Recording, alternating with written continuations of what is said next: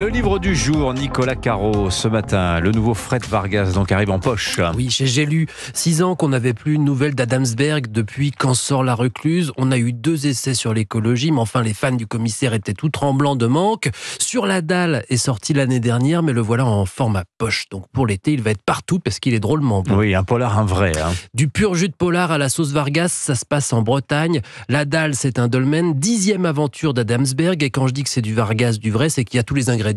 Des meurtres, mais aussi un mystère un peu paranormal, ésotérique, une vieille légende, en tout cas c'est souvent chez Fred Vargas. Là c'est le fantôme du comte de Combourg, Malo de Coët-Coën. En 1709, il a perdu une jambe sur le champ de bataille, alors il portait depuis une jambe de bois, et le pilon claque sur les dalles quand il revient hanter les lieux. Parfois c'est la jambe de bois seule qui se balade avec un chat noir, évidemment. Ça, c'est le commissaire Franck Mathieu qui le raconte sur place à Adamsberg. Il lui apprend autre chose aussi, parce que Adamsberg, c'est pas le genre à connaître les anecdotes historiques des bâtisses locales. C'est que ce château a été acheté ensuite par la famille Chateaubriand. La famille de l'écrivain. Exactement.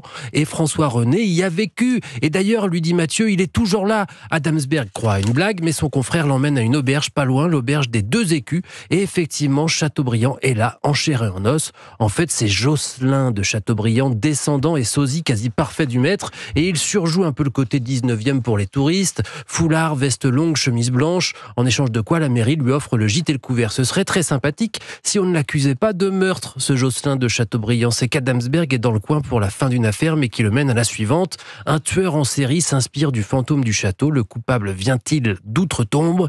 Il faudra lire, mais je peux vous dire que vous serez accrochés. On mange, on boit, on rit, et on poursuit, on enquête entre les dolmens. Voilà, sur la dalle, le dernier Fred Vargas qui paraît donc chez J'ai lu. Merci Nicolas Caro. Sébastien Bordenave, une bande dessinée ce matin où l'auteur est une star de l'édition.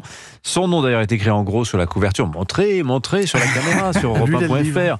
C'est Bernard Werber. Oui, je me suis renseigné. En français, on dit bancable. En anglais, bankables. C'est vrai que de voir le nom... Bancable, on dit bancable. C'est vrai que de voir le nom de Bernard Werber en grosses lettres sur la couverture d'une BD, ça peut être un label de qualité qui rassure. Mais attention, des adaptations de romans à succès en BD, il y en a plein qui sortent en ce moment, et il n'y a pas que du bon. Mais là, c'est très réussi. Ça s'appelle donc La planète des chats. L'adaptation est de Pog, les dessins de Naïs Quin.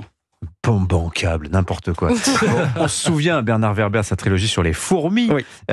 Il propose un nouveau cycle des chats, c'est ça? Le cycle des chats. Demain les chats, Sa Majesté les chats et La planète des chats. 890 000 exemplaires vendus en livre. Wow. Là, je vous propose le tome 3 en BD qui vient de sortir. J'ai pas lu les 2 précédents, mais même moi, j'ai tout compris. Donc ça veut dire que pas besoin de respecter l'ordre.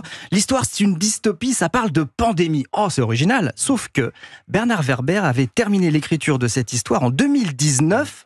Avant le Covid, donc tout le monde l'a regardé un peu comme Nostradamus.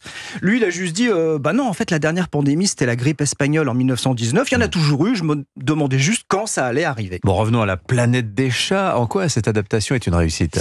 L'histoire est crédible et pourtant les chats parlent, se déplacent à dos de drones. Les rats ont des clés USB implantées dans la tête. Alors qui va prendre le pouvoir dans ce chaos?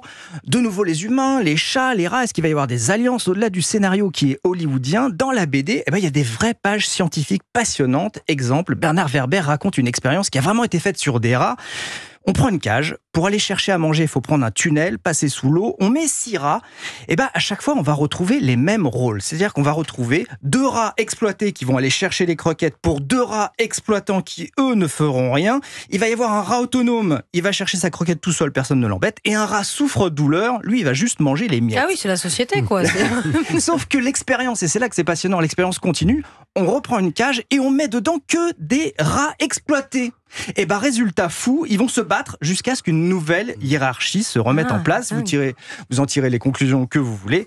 Bernard Werber, c'est un fan absolu de BD. Il a même sorti un recueil de textes illustrés par Moebius. À l'origine, Les fourmis, ça devait être une BD. Preuve que quand l'histoire est bonne, qu'elle soit en livre ou en BD, ça fonctionne. Là, en plus, les dessins sont mi-Aristocha, mi-Walking Dead. Donc, on va pas bouder notre plaisir. Très joli. Voilà, La planète des chats de Bernard Werber, adapté par Pog et Naïs Quin. Ça donne vraiment envie. Merci beaucoup, Sébastien Bordenave. Merci Nicolas, merci Vincent.